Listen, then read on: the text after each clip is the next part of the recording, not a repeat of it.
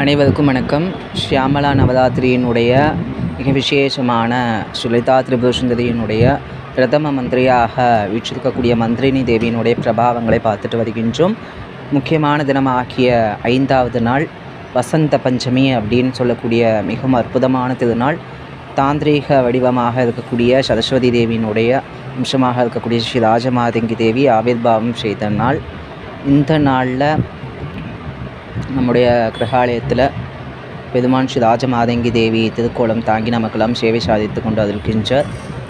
எப்போதுமே சொல்கிற போல் கிளியும் வீணையும் மாதங்கி தேவி இருக்கக்கூடிய மிக முக்கியமான விசேஷமான முதிரைகள் இரண்டையும் தாங்கி கொண்டு சாயக்கொண்டே அலங்காரத்தில் சர்வாலங்கார பூஷிதனாக ஸ்ரீ ராஜமாதங்கி தேவி பரமசௌக்கியங்களை அருளக்கூடிய தேவியாக முதிரேஸ்வரியாக நமக்கெல்லாம் சேவை சாதித்து அருள்கின்றார். குரு குகாசம்.